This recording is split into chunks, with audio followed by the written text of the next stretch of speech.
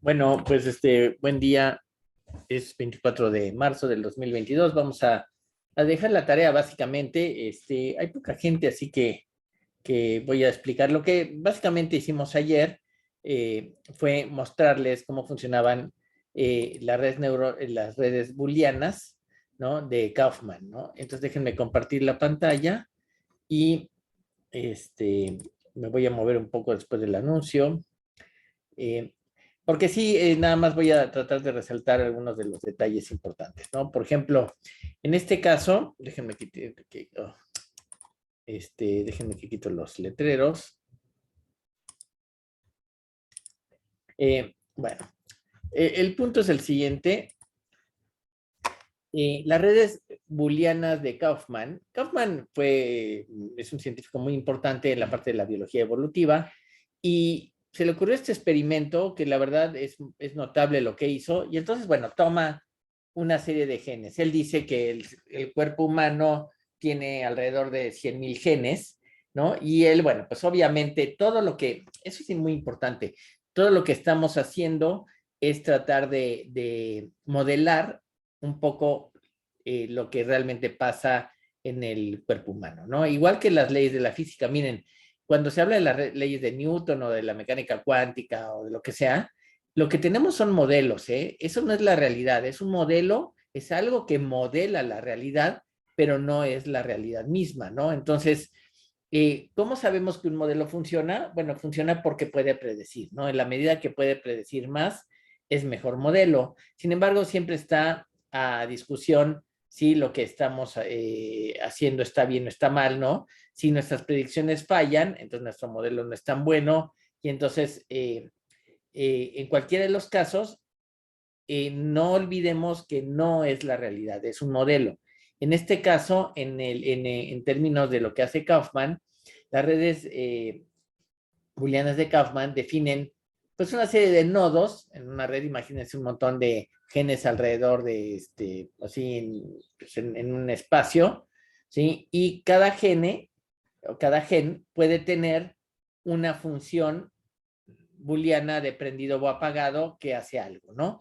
Ojo, esas reglas que yo pongo las puedo poner por gen, es decir, puedo definir que el gen X en este caso, contiene la regla X en el tiempo t y la regla Y en el tiempo t. O sea, los valores binarios de ceros y unos que pongamos en X y Y, los voy a aplicar con un AND y el resultado lo voy a poner en la siguiente generación de X, ¿no? Entonces, yo lo que hago es defino mis genes como una lista de bichos binarios que solamente pueden tener 0 y 1 y les asigno un valor al azar.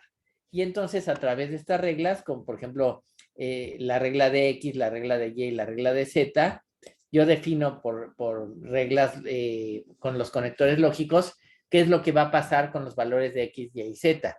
La idea es que un gen tiene ciertas propiedades de hacer ciertas acciones. Y entonces, el chiste es que estas reglas esta regla, por ejemplo, la regla de X en el tiempo t más 1, se encuentra que es X de t y and Y de t.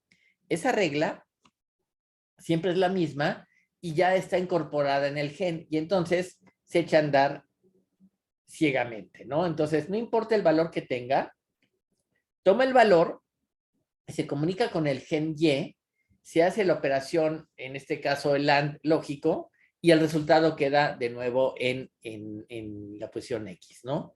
Y entonces vamos viendo qué es lo que va pasando. Cuando tenemos muchos genes, podemos aplicar para cada uno de ellos una regla diferente. De hecho, probablemente los genes reales, los genes de las personas, ¿sí? Tengan diferentes reglas para cada cosa. No son ceros y unos estrictamente tampoco, ¿no? Pero deben tener una regla que actúe de manera bioquímica probablemente, o sea, a través de la química de la propia biología, ¿no? De lo que está pasando dentro del cuerpo, y a través de la química que sigue las reglas, que tiene reglas muy claras, entonces toma ciertas acciones, ¿no? La pregunta que se hacía Kaufman es si teniendo estas redes booleanas, yo podía llegar a alguna conclusión poniendo valores azarosos, ¿no? Y se llevó una sorpresa porque él no esperaba que esto, que pasara lo que terminó pasando con, con las reglas booleanas, y les había puesto eh, ayer también la idea de lo que quiero que hagan de tarea, ¿no? Entonces, piensen, por ejemplo, perdón, es que viene el anuncio.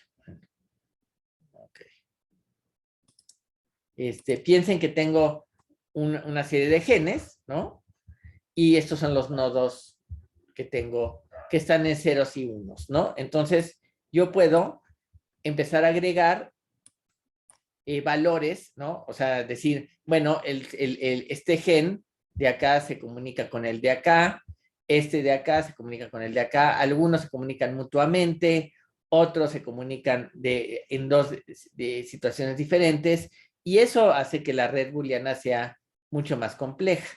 Pero de todas maneras, yo podría definir para cada gen una acción específica en términos de relaciones booleanas, pero eso puede ser muy latoso y en general no es muy funcional. Entonces, lo que voy a hacer, en lugar de hacer eso, es decir, bueno, pues ya que tengo los genes, voy a decir, los voy a poner, por ejemplo, en una lista, ¿no? Aquí los tenga en una lista y está el gen 0, el 1, el 2, y tienen los valores al azar.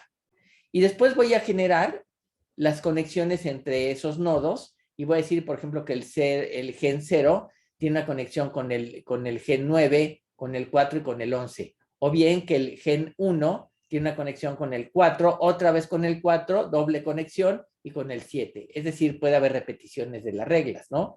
Ojo, fíjense que los genes que tengo del 0 al 20 se ven aquí reflejados en sus conexiones. No conecto el gen 200 porque no existe.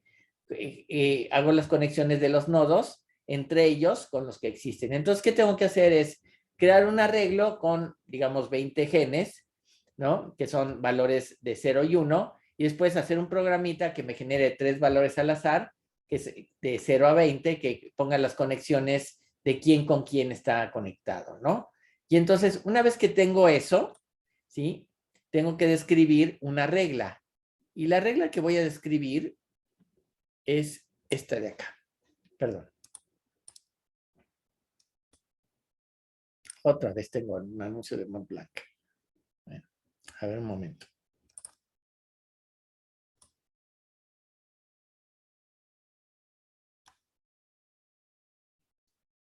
Ok. Y aquí tengo, perdón. Y aquí tengo básicamente, fíjense, tengo los genes con su valor random, las conexiones que hay entre ellos y los valores que tienen al azar, ¿no? Que yo encontré, por ejemplo, en la primera corrida, encuentro que este tiene un 1, este tiene un 0 y este tiene un 1, ¿no? Y voy a decir que cuando existan estos tres valores, voy a agregar un 0. Yo me creo una tabla de valores que de dónde la saqué, me la invento, ¿sí? Invento una tabla de valores de verdad y digo, bueno, cuando tenga los tres valores en los tres nodos y veo que tengo tres ceros, voy a poner un 1 en el resultado, en este caso, en el gen correspondiente. Por ejemplo, si tengo 0, 0, 0, voy a poner un 1 en el gen 1. Si tengo 0, 0, 1, 0, 0, 1, voy a poner un 0 en el gen que tiene 1 va a tener 0, ¿sí? Porque es 0, 0, 1. Si tengo 1, 0, 0, voy a poner un 0 en el gen 4. Estos son los valores originales y estos son los valores de los nodos que están asociados a cada gen. Y entonces lo que voy a poner acá es voy a cambiar el valor de cada uno de ellos. Y los voy a imprimir, digamos, en vertical. Y voy a imprimir diferentes valores para ir viendo lo que va pasando de acuerdo con el tiempo. ¿Sí? Y lo que les decía, lo que encontró Kaufman fue que de pronto se repiten ciertas situaciones y ocurre un atractor. Un atractor en términos de, de la teoría del caos es una situación que de alguna manera se repite continuamente. Puede ser cíclica, repetirse de de tiempo en tiempo o puede repetirse completamente. Déjenme ver si aquí tengo, por acá,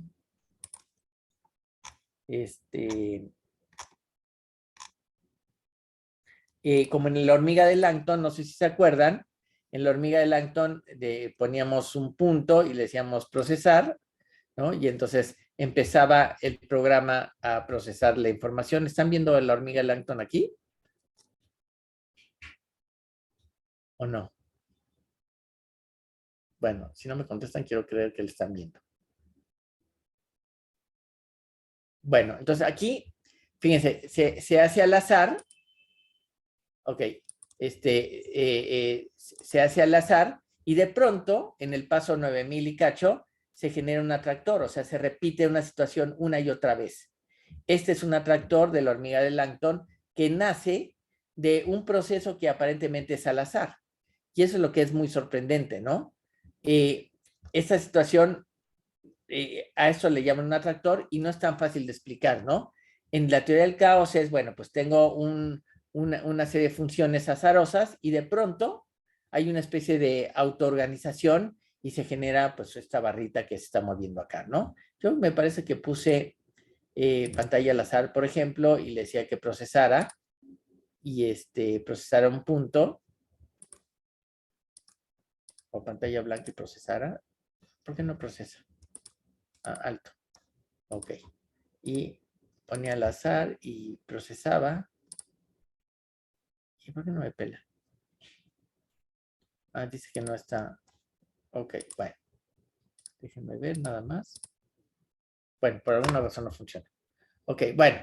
El caso es que igual acá vamos a ir poniendo los valores en vertical y vamos a ir viendo qué pasa generación con generación.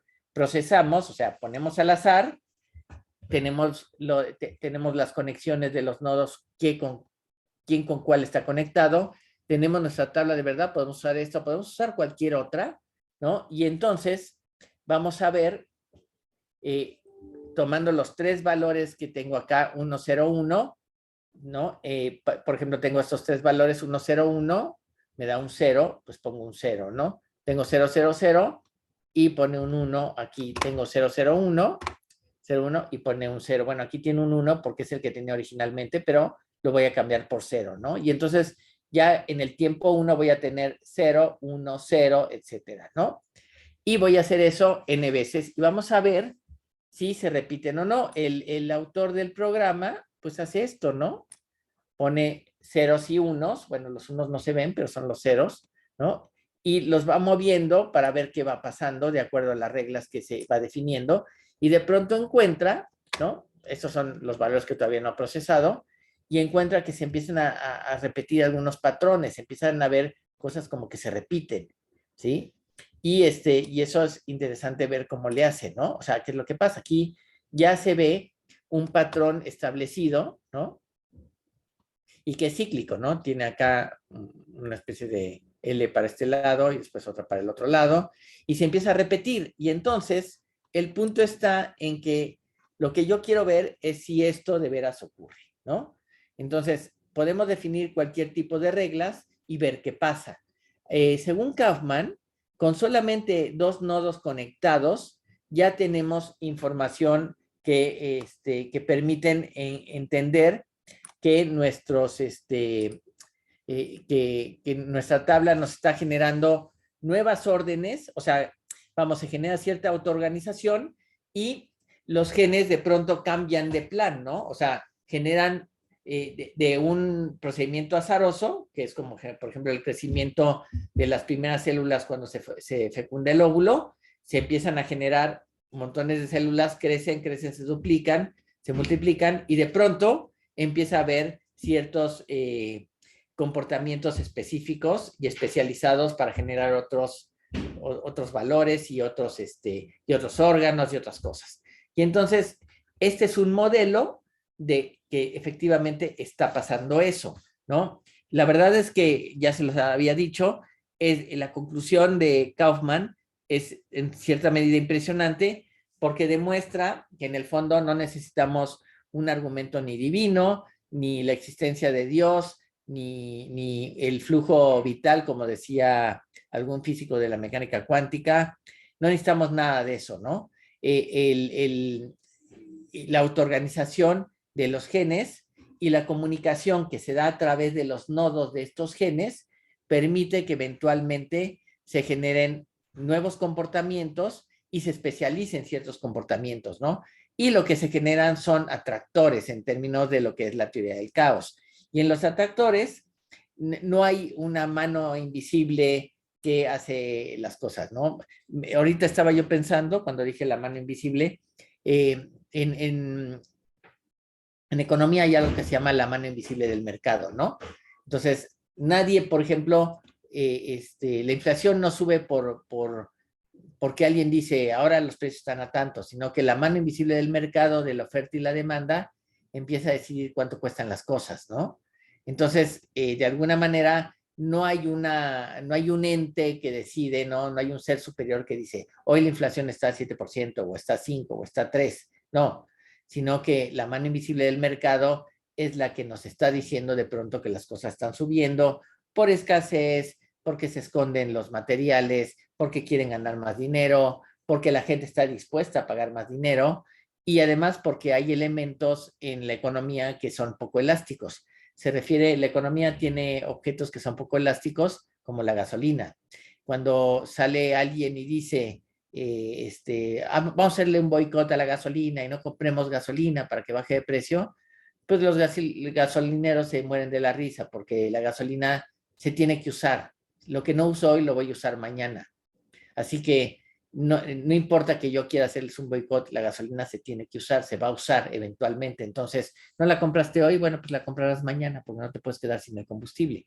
Y entonces es un objeto poco elástico, ¿no? Y entonces cuando es poco elástico, se da a esta posibilidad de que cueste más porque o si te cuesta más para obtenerlo, pues lo compras porque no lo vas a encontrar más barato, ¿no? Entonces, y además lo tienes que comprar, ¿no? Es como la comida, ¿no? La comida también es relativamente poco elástica, aunque tú puedes decir, hoy no como carne y puedo vivir sin comer carne, ¿no?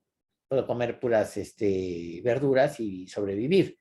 Entonces, no es un elemento tan poco elástico como la gasolina o como con los combustibles, ¿no? Entonces, bueno, en este caso, estamos hablando de las redes booleanas de Kaufman, lo que estamos notando es que las reglas son ciegas, hay una mano invisible, digamos, que define a través de esta tablita cómo debe comportarse, ¿no? Y la tabla es ciega. Una vez que se establece, se usa y ya, y no cambia. Y entonces podemos ir viendo cómo se comportan los genes que acabo de definir, que son ceros y unos. Ojo, no son los genes reales. Los genes reales probablemente tengan diferentes valores que sean mayores que 0 y 1. Pueden tener varios valores de verdad, lo que les decía, ¿no? La lógica difusa pretende establecer valores de verdad que van de totalmente verdadero a totalmente falso, y en el medio tenemos medio verdadero, medio falso. Y cuando les decía, bueno, pero ¿qué es medio verdadero y medio falso? Pues es estrictamente lo que pasa, por ejemplo, con el clima, ¿no? El clima tiene esa propiedad, ¿no? Hay un porcentaje de que va a llover. Esa es nuestra predicción, ¿no? Ahora, si ya llueve, pues se define el porcentaje en 100, ¿no? Porque ya llueve, y si no llueve se va a 0. Pero el valor de verdad de esta descripción es que tiene un 80% de que vaya a llover, ¿no? El valor de verdad es un 80% de factible de que llueva, ¿no? Bueno, entonces, la tarea precisamente corresponde a eso, corresponde a que ustedes tomen, hagan su tablita, tomen sus genes y conecten azarosamente, tiene que ser al azar, ¿no? Porque es una red booleana azarosa, ¿no? Y tomen los valores en el tiempo t de estos valores después de asociarlos azarosamente a los genes, apliquen las operaciones y en los nuevos valores de los nodos los pinten y los pongan en la nueva generación, ¿no? Es lo que hacemos, por ejemplo, también cuando usamos los autómatas celulares, ¿no? Que tenemos también, por ejemplo, podemos ponerlo en los autómatas de una dimensión, ¿sí? Ponemos, leer la regla, por ejemplo, la regla 30, ¿sí? Y la aplicamos y pues ocurre este fenómeno, ¿no? Estamos viendo cada vez que vamos bajando una generación más, ¿no? Y como podrán ver, la regla 30 genera cosas medio al azar, ¿no? Que no está muy claro por qué, porque son reglas ciegas que además parece ser que tienen cierta lógica, ¿no? Y sin embargo, eso es lo que se genera, ¿no? Hay otras reglas, ¿no? Que son la 126, por ejemplo, ¿sí? Que genera algo muy, muy estable y demás, ¿no? Pero yo lo que estoy viendo son las generaciones que se van dando de arriba hacia abajo, ¿no? La primera generación es el primer puntito y voy viendo cómo se van generando nuevas imágenes, ¿no? Y como podrán ver, pues es una imagen especular, y es simétrica y qué sé yo, ¿no? Esta no tiene mucho chiste en ese sentido porque la regla dice, por ejemplo, que si tengo puros ceros, ¿no? Le pongo cero. Si tengo puros unos, le pongo cero. Si tengo 1, 1, 0, le pongo 1. Si tengo 0, 1, 1, le pongo 1. Si tengo 100, le pongo 1. Si tengo 0, 0, 1, le pongo 1. Y esto es lo que se genera, ¿no? Si pongo alguna otra regla, la regla, déjenme leer, por ejemplo, la 150. Y, ahí, bueno, las estoy, bueno, y esa es la siguiente, bueno, déjenme que las voy a volver a poner. Ahí va. Esa es la regla 150, ¿no? Que se va generando. Y también es simétrica y qué sé yo, y bueno, tiene algún interés, pero la que, por ejemplo, interesa mucho es la regla 30, porque generar con reglas ciegas elementos azarosos suena un poco extraño, ¿no? Y eso es lo que básicamente se hace, ¿vale? Bueno, pues esa sería básicamente la tarea para de aquí a, les voy a decir cuándo es la tarea.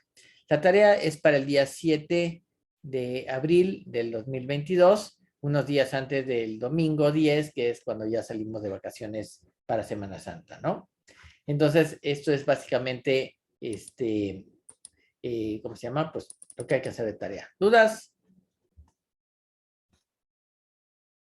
¿Todo bien? Bueno, muy bien. Entonces, pónganse a trabajar y posiblemente de este viernes en 8, ya nos ponemos a luchar a ver qué robot es mejor. Déjenme decirles que esta idea de los robots, del concurso o pues este reto de tener un robot y pelear contra otros robots, es básicamente un modelo más de lo que pasa en los cuerpos que se enferman, ¿no? Un cuerpo enfermo puede ser por una bacteria o por un virus, ¿no? O por alguna situación anormal, ¿no? Un cuerpo enfermo empieza a tener, las células empiezan a infectarse, se empiezan a contaminar de alguna manera, por decirlo de esa forma, y entonces el virus entra en acción, por ejemplo, y enferma al ser humano, ¿no? Y entonces lo que hacen los médicos es muchas veces poner medicamentos que atacan a ese bicho para matarlo, ¿no? Para aliviar a la persona, ¿no? Y eso es básicamente la guerra de robots, ¿no? El virus es un pedazo de código genético que se introduce básicamente en las células y cambia la acción de la célula porque el virus es el que toma el control. Por eso siempre hay una duda que no está resuelta a la fecha hasta donde yo sé, que es si los virus están vivos o no. ¿Sí? Los virus no tienen vida por sí mismos, sino que tienen que infectar o tienen que meterse en el ADN de las células para tener vida, ¿no? Entonces, por eso siempre se ha dudado, ¿tienen vida, no tienen vida? ¿Cómo está la cosa? No, no está nada claro, ¿no? Y, y bueno, ese es un punto que tenemos que revisar en el sentido de que cuando ponemos de alguna manera medicina, bueno, tratamos de matar al bicho, hacer que el ADN equivocado termine por desecharse, y entonces estamos en una batalla, en una guerra de robots, ¿no? El virus es un robot que sigue ciertas acciones ciegas y la medicina es otro robot que sigue ciertas acciones ciegas, ¿no? Habíamos hablado de Core War, y Core War era una guerra que se luchaba en la memoria de la computadora, ¿no? Y el primer programa fue un programa que se duplicaba en la memoria y hasta que la llenaba. Y llegó otro a hacer un programa que quitaba las instancias de ese programa para limpiar la memoria, ¿no? Cuando la limpiaba, entonces se autoeliminaba. Entonces, finalmente, el juego que vamos a intentar de luchar a ver qué robot es mejor, es finalmente una abstracción de este mismo problema, ¿no? Vamos a tratar de hacer un juego en donde vamos a ver qué robot es mejor, ¿no? Qué medicina es mejor contra las diferentes opciones que se tienen, ¿no? Entonces, a ver si de este viernes en 8, me mandan el código de su robot y los ponemos a luchar a ver quién gana, ¿vale? Bueno, si no hay nada más por el momento, pues demos por terminada la clase. Esta es básicamente la tarea, es para el 7 de abril del 2022 y el lunes seguimos, ¿no? Con el tema de la vida artificial y hay todavía muchas cosas que ver, ¿vale? Bueno, ¿dudas? ¿Todo bien? Bueno, pues muchas gracias. Entonces nos vemos, buen fin, nos vemos el próximo lunes por acá a las 10 de la mañana. Gracias, Jessica.